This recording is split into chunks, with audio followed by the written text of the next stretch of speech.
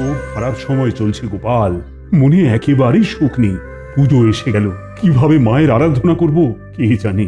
প্রাকৃতিক বিপর্যয় তো আমাদের শেষ করে দিয়েছে। ত্রাণ দিতে গিয়ে রাজকোষ তো শূন্য, নবাব বাহাদুরের খাজনা বাকি।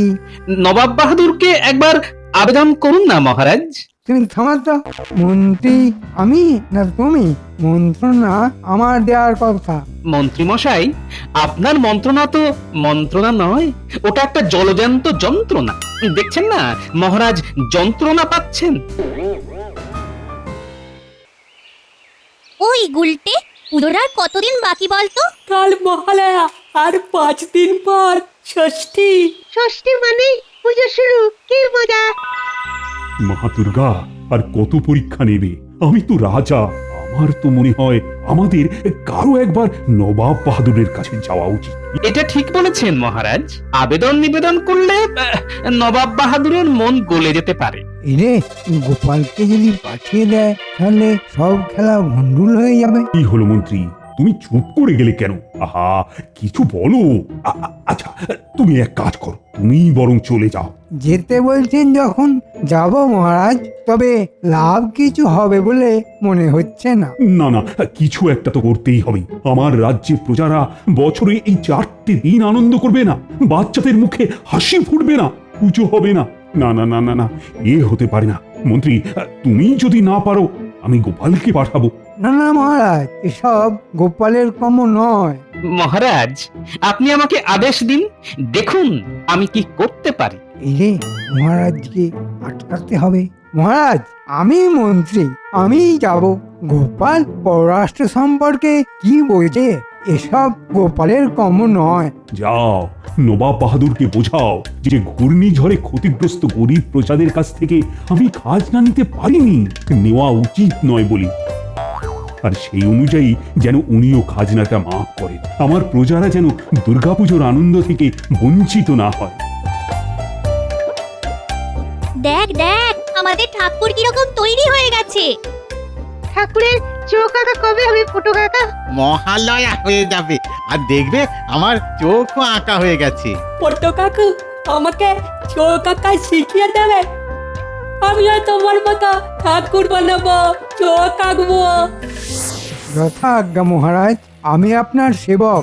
আমি ওইভাবেই আপনার আবেদন নবাব বাহাদুরের কাছে রাখবো। ছাই রাখবো, বরং আরো বেশি করে বলবো যাতে নবাব বাহাদুর রেগে গিয়ে মহারাজকে বরখাস্ত করে আর সেই শূন্য সিংহাসনে আমাকে বসান। কি গো, বলি ঘুমোবে না? এরকম থম মেরে বসে আছো কেন? আজ যে ভয়ঙ্কর দুর্যোগ গিন্নি, মহারাজ ভীষণ চিন্তিত। এবছরের দুর্গাপূজা হবে কিনা বোঝা যাচ্ছে না গিন্নি। সে কি গো, পুজো হবে না মানে? পট্টো ঠাকুর করছে, এর মধ্যে তুমি কি সব আজে বাজে কথা বলছো? আজে বাজে নয় গিন্নি, আজে বাজে নয়। নবাব বাহাদুরের চিঠি এসেছে মহারাজের হাতে, যেখানে নবাব বাহাদুর বলেছেন খাজনা বাকি থাকা চলবে না। তুমি তো জানো ঘূর্ণিঝড়ে রাজকোষ প্রায় শেষ। সে কি গো, তবে কি হবে? এবারে পুজো আনন্দ করতে পারবো না? আচ্ছা আচ্ছা, বলি মহারাজ নবাব বাহাদুরের কাছে কাউকে পাঠাচ্ছেন না কেন? মহারাজ মন্ত্রীকে তো পাঠিয়েছেন, কিন্তু আমি ঠিক মন্ত্রীকে বিশ্বাস করতে পারছি না, বুঝলে। তাহলে তুমি চলে যাচ্ছ না কেন? নবাব বাহাদুর তো তোমাকে ভালোই বাসে। বাহ, এতক্ষণে তুমি গোপাল গিন্নির মতন কথা বলেছ। ঠিক আছে, মন্ত্রীর পেছন পেছন আমিও যাব। কোথায় গেছি কিন্তু কেউ জানবে না। মহারাজের পেয়াদা খবর নিতে এলে বলবে যে আমার খুব মন খারাপ হয়েছে, কোথায় বিরাগী হয়ে চলে গেছি। একটু অভিনয় করে কেটে কেটে বলো, কেমন? ও, তুমি চিন্তা করো না, এমন অভিনয় করব না সবাই ভাববে সত্যি। তাহলে কাল সকালে আমিও মুর্শিদাবাদ যাচ্ছি।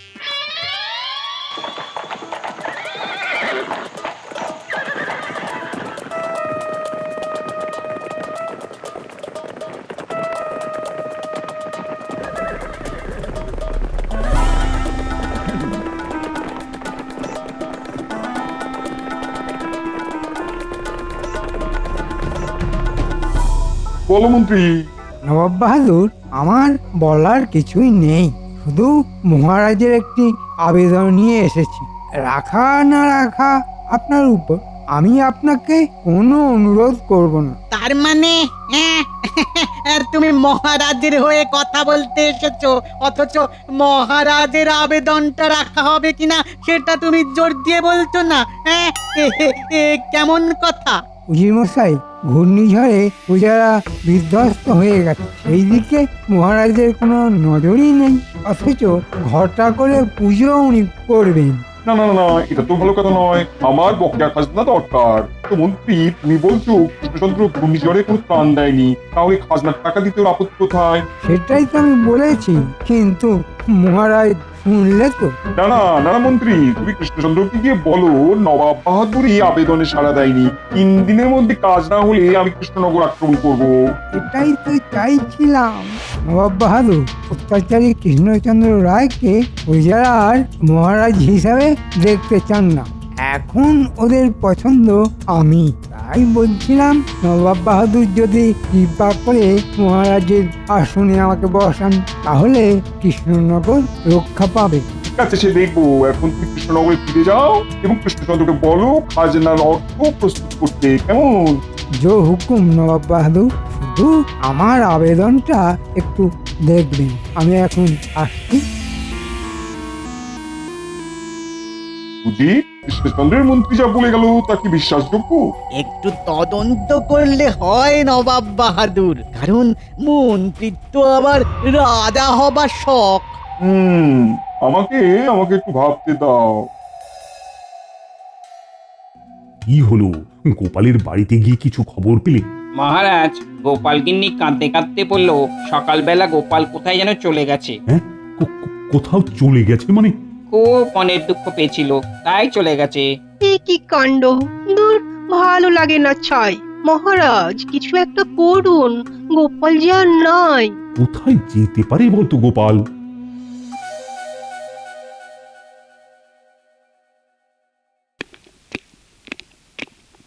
জাহাপানা, কৃষ্ণনগর থেকে গোপাল আপনার সাক্ষাৎ প্রার্থী। গোপাল এসেছে? ঠিক আছে, পাঠিয়ে দাও। এক্ষুনি পাঠিয়ে দিচ্ছি জাহাপানা। কি ব্যাপার বলো তুজির, মন্ত্রী গেল সকালে, বিকেলে গোপাল চলে এলো। নবাব বাহাদুরের জয় হোক। বলো গোপাল, কি খবর? তুমি কি খবর নিয়ে এসেছো? আর কি খবর নিয়ে আসবো নবাব বাহাদুর? মহারাজ তো মরমে মরে আছে, রাজকোষ শূন্য। তাও তো ধুমধাম করে তোমাদের দুর্গাপুজো করতেই হবে। কৃষ্ণচন্দ্র খাজনার টাকা দিবে না, অথচ পুজো করবে। সে কি নবাব বাহাদুর, মন্ত্রী মশাই বলেননি? নতুন আর কি বলবে? নতুন আর কি বলবে? তোমাদের মন্ত্রী এসে বললে গেল যে ঘূর্ণিঝড়ে মহারাজা তার প্রজাদের কোনো সাহায্যই করেনি, সব পয়সা জমিয়ে রেখেছে পুজো করবে বলে। মন্ত্রী মশাই এই এত বড় মিথ্যে কথাটা বলতে পারলেন? মিথ্যে কথা বলছো কি গোপাল? আমি ঠিক এটাই ভেবেছিলাম যে মন্ত্রী মশাই এসে এটাই বলবেন। হ্যাঁ, তাই আমি কাউকে কিছু না বলে আপনার কাছে সোজা চলে এসেছি নবাব বাহাদুর। ঘূর্ণিঝড়ের তাণ্ডবে মহারাজ ত্রাণ দিতে গিয়ে পুরোপুরি কোষাগার শূন্য করে ফেলেছেন নবাব বাহাদুর। এরপর গরিব প্রজাদের কাছ থেকে কোনো খাজনা তিনি নেননি। তাই আমাদের মন্ত্রীকে দিয়ে আপনার কাছে আবেদন জানিয়েছিলেন যে আপনি যাতে খাজনা মাফ করে দেন। গোপাল, তুমি বলছো বলে আমি বিশ্বাস করলাম। জাহাপনা, আমি প্রথমেই আপনাকে বলেছিলাম না মন্ত্রীর ব্যাপারে? কি রকম যেন একটা গন্ধ লাগছিল। আমি আমি এত বড় একটা পাপ করতে যাচ্ছিলাম। গোপাল, তুমি ভাগ্যিস বুদ্ধি করে এখানে এসেছিলে। আমি তোমাদের পুজো দেখতে যাব। আমি অবশ্যই তোমাদের পুজো দেখতে যাব। পরম সৌভাগ্য নবাব বাহাদুর, আমি মহারাজের তরফ থেকে আপনাকে আমন্ত্রণ জানালাম আমাদের পুজোয় এসে আপনি প্রসাদ গ্রহণ করবেন। ঠিক আছে গোপাল, তুমি কৃষ্ণচন্দ্রকে কি বললাও যে আমি এবারের মতন খাজনা মাফ করলাম, কেমন? মন্ত্রী মশাইকে একটু ঝুলিয়ে রাখি। আমি যে আপনার এখানে এসেছি সেটা আমি মহারাজকে বলবো, কিন্তু রাজসভার আর কেউ জানবে না। আপনিও একটা নকল চিঠি মহারাজকে লিখবেন, কেমন? নকল চিঠি? তাতে কি লেখা থাকবে? তাতে হুমকি থাকবে। মন্ত্রী মশাইয়ের কথা মতো আপনি মহারাজকে হুমকি দেবেন, আর মহারাজ ভয় পাবার অভিনয় করবেন, আর মন্ত্রী মশাই খুব খুশি হবেন। আর পুজোর দিন সকালবেলা আপনি নিজে উপস্থিত হবেন, পুজো মণ্ডপে পুজো হবে, ভোগ গ্রহণ করবেন, আর আমাদের কৃষ্ণনগরের সমস্ত প্রজা আপনার জয়ধ্বনি দেবে। বাবা বাবা বাবা, কি উত্তম প্রস্তাব। ঠিক আছে, এই গোপনীয়তা বজায় থাকবে। আর তোমাদের পুজো উপলক্ষে আমি তোমাকে এক শুভর উপহার দিলাম। নবাব বাহাদুরের জয় হোক। আমি এখন আসি নবাব বাহাদুর। রাতে সবার অলক্ষ্যে মহারাজের সঙ্গে দেখা করাটা আমার খুব প্রয়োজন। তোমাকে কৃষ্ণনগর পাঠানোর দায়িত্ব আমার, যাতে করে তুমি নির্বিঘ্নে মহারাজের সঙ্গে দেখা করতে পারো। পুজোর পরেই আমি এই কৃষ্ণনগরে রাজা হচ্ছি। হুম, 7 মণ তেলও পড়বে না আর রাধাও নাচবে না। হ্যাঁ, মানে তুমি কি বলতে চাইছো? ওই তোমার রাজা হওয়া নিয়ে একটা ভবিষ্যৎবাণী করলাম আর কি। গিন্নি, তুমিও? হায় রে আমার কপাল। পাল, তুমি কোথায় গিয়েছিলে? তোমার গিন্নি বলল তুমি নাকি দুঃখের সকালবেলা কোথাও বেরিয়ে গেছো। ওই নির্দেশই দেওয়া ছিল মহারাজ। আমি আপনাকে না জানিয়ে মুর্শিদাবাদে গিয়েছিলাম মহারাজ। তোমার সঙ্গে মন্ত্রীর দেখা হয়েছে? পাগল নাকি? কেউ জানে না, আর কাউকে জানাবেন না। জানলে খেলাটা নষ্ট হয়ে যাবে মহারাজ। খেলা? কিসের খেলা? পুজো নিয়ে একটা বিচ্ছিরি খেলায় মেতেছিলেন আমাদের মন্ত্রী মশাই, এবং নবাব বাহাদুরকেও মহারাজের বিরুদ্ধে লড়িয়ে দিয়েছিলেন। আমি একটা আন্দাজ করে এই কাউকে কিছু না জানিয়ে মুর্শিদাবাদে নবাব বাহাদুরের কাছে যাই।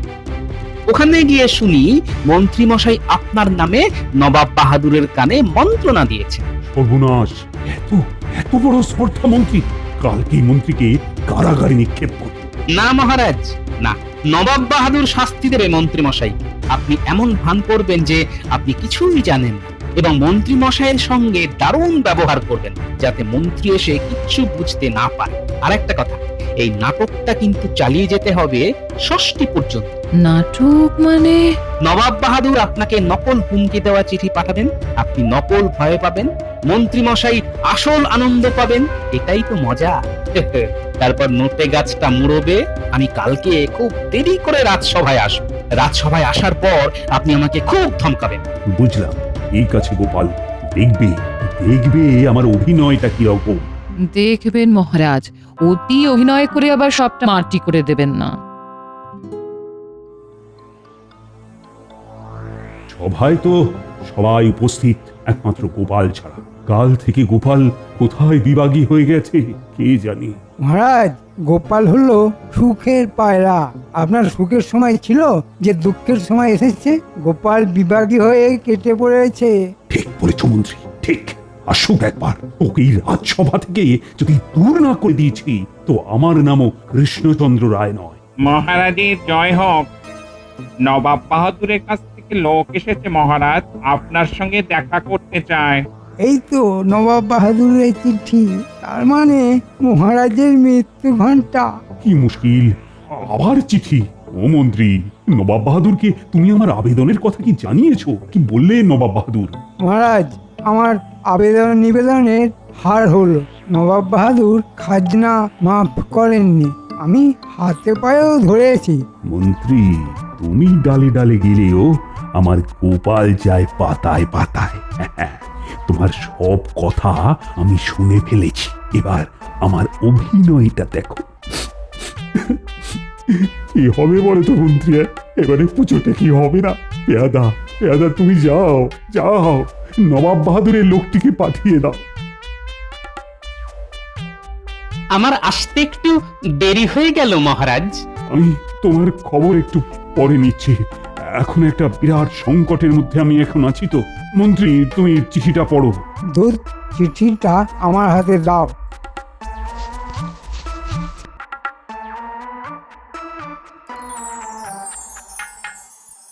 মহারাজ, নবাব বাহাদুর তো হুমকি দিয়েছেন। হুমকি? কি সর্বনাশ! কি লিখেছেন? সর্বনাশ মহারাজ, নবাব বাহাদুর পরশুদিনই আসছেন সৈন্য নিয়ে। খাজনা না পেলে আপনাকে সরিয়ে দেবে মহারাজ। আপনি কিচ্ছু চিন্তা করবেন না মহারাজ, আমি বলছি কিচ্ছুটি হবে না। তুমি সর্বেশ্বরবা, সব জানতা গামছলা। এই ভয়ঙ্কর সময়ে এত দেরি করে রাজসভায় কেন? মহারাজ, মা আমাকে স্বপ্নে দেখা দিয়েছেন বলেছেন পুজোর আয়োজন যেমন করার তেমনই হোক, সব ঠিক হয়ে যাবে। গোপাল, তোমার বুজরুকি বন্ধ করো। আমাকে হিসেব দাও তো, কাল তুমি আসনি কেন? বেতন নাও না? রাজসভায় প্রতিদিন আসা তোমার কাজ। তোমার একদিনের বেতন কিন্তু কাটা যাবে। আজকের বেতনটাও কেটে নিন মহারাজ। ঠিক বলেছো, তোমার আজকের বেতনই কাটা। তখন কি করবেন মহারাজ? মণ্ডপের কাজ তো শেষ। মণ্ডপে প্রতিমা এসে গেছে, কাল বাদ পরশু মায়ের বোধন। তাহলে কি প্রত্যেক বছরের মতো এবছরেও পুজো হবে? হ্যাঁ মন্ত্রী, পুজো হবে। দেখি মায়ের কি ইচ্ছে। মায়ের ইচ্ছাতেই সপরিষদ আপনি রাজসভাতে বেইজ্জত হবেন। মহারাজ, স্বপ্নে মা তাই বললেন, পুজো করতে বললেন। এই, তুমি কোনো কথা বলো না তো, আমি তোমার কোনো কথাই শুনতে চাই না।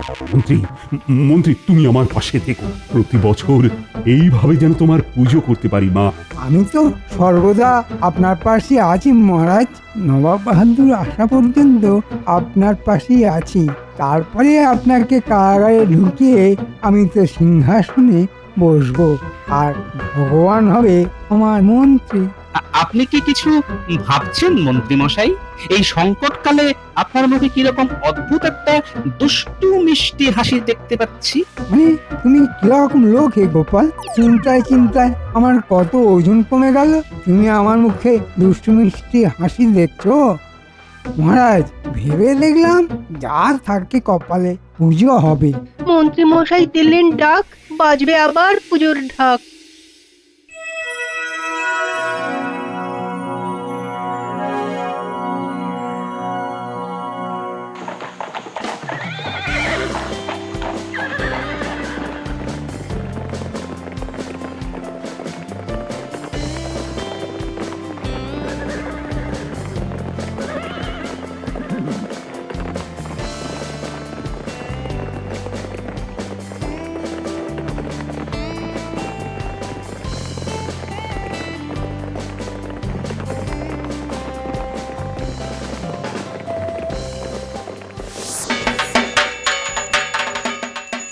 ওং রূপং দেহি জয়ং দেহি যশো দেহি ত্রিশো দেহি। এইবার ঢাকি ঢাক বাজাও, ঢাক বাজাও। জোরে জোরে ঢাক বাজাও, আনন্দে ঢাক বাজাও। ও গোপাল, নববধূ তো একটু বাদে সৈন্য নিয়ে আসবে। মা আছেন কি করতে? মা 10 হাত দিয়ে রক্ষা করবেন। এগুড়ে বালি, মা এখন আমাকে রক্ষা করবেন।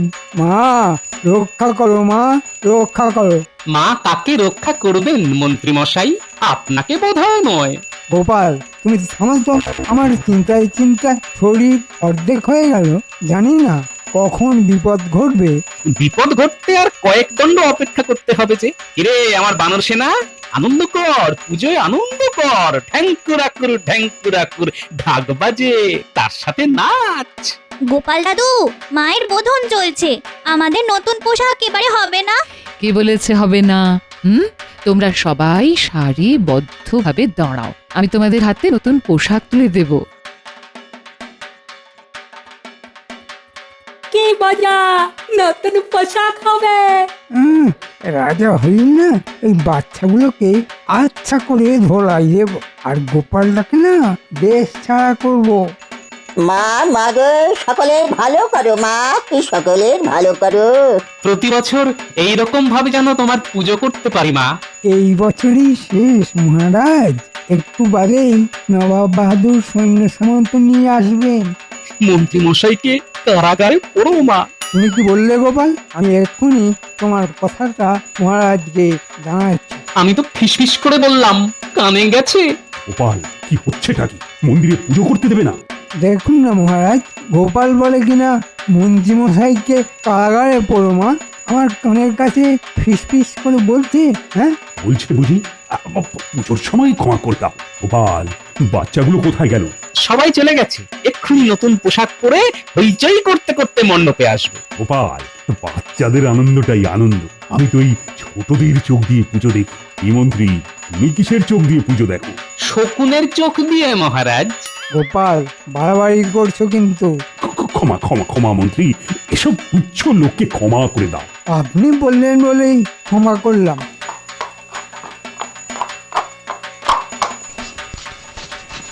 নবাব বাহাদুর আসছেন না কেন? নবাব বাহাদুর এলেই তো সব শেষ। আরে বলতে বলতেই নবাব বাহাদুর এসে গেছেন। নবাব বাহাদুর আসছেন, কি মজা কি মজা। এ কি মন্ত্রী, নবাব বাহাদুর আসছে বলে তুমি আনন্দ করছো? এতক্ষণ আপনাদের অনেক সহ্য করেছি, আর না, এবার নবাব বাহাদুর এসেছেন, আপনারা সব কারাগারে যাবেন। একই কথা, পায়ে ব্যথা, ঘোরে মাথা, যাই কোথা। তার মানে মন্ত্রী আমার সঙ্গে বিশ্বাসঘাতকতা করলে? কৃষ্ণচন্দ্র, তোমার পুজোয় আমি এলাম। একটু দেরি হয়ে গেল না নবাব বাহাদুর? হ্যাঁ, তা একটু হলো। কৃষ্ণচন্দ্র, তোমাদের এই দুর্গাপুজোয় সবার হাতে নতুন জামা কাপড় দিতে হবে, তাই না? হ্যাঁ নবাব বাহাদুর। জি, মণ্ডপের এক কোণ থেকে সবার হাতে নবাবের তরফ থেকে নতুন জামা কাপড় প্রজাদের দাও। কৃষ্ণচন্দ্র, আমি কিন্তু পুজোর 4টে দিনই কৃষ্ণনগর থেকে নড়ছি না। ভোগ প্রসাদ সব খাবো, আর তোমাদের সঙ্গে আনন্দ করবো। কি মন্ত্রী, তুমি রাজা হবে না? চলো, তুমি কারাগারের মধ্যে রাজা রাজা খেলো। এ কি বলছেন নবাব বাহাদুর? আমি আমি কারাগারে কেন যাব? রাজদ্রোহিতার অপরাধে মন্ত্রী মশাই, তাই না নবাব বাহাদুর? মন্ত্রী, তুমি কি মনে করো আমার দুটো চোখ? আমার হাজার চোখ। আমি নবাব, আমাকে হাজার চোখ দিয়ে দেখতে হয়, আর সেখানেই তুমি ধরা পড়ে গেছো। গোপাল আসার পর আমি সব বুঝতে পারি। এই জয় সর্বমঙ্গলা মঙ্গলে শিবে সদার্থ সাধিকে শরণে ত্রম্বকে গৌরী নারায়ণী নমস্তুতে সৃষ্টি সিদ্ধি বিনাশায়ং শক্তিভূতে সনাতনী গুণাশায় গুণময়ে নারায়ণী নমস্তুতে। বলো দুর্গা মাই কি? আস্তে আস্তে, আর পাচ্ছি না, ওরে বাবারে, আর পাচ্ছি না।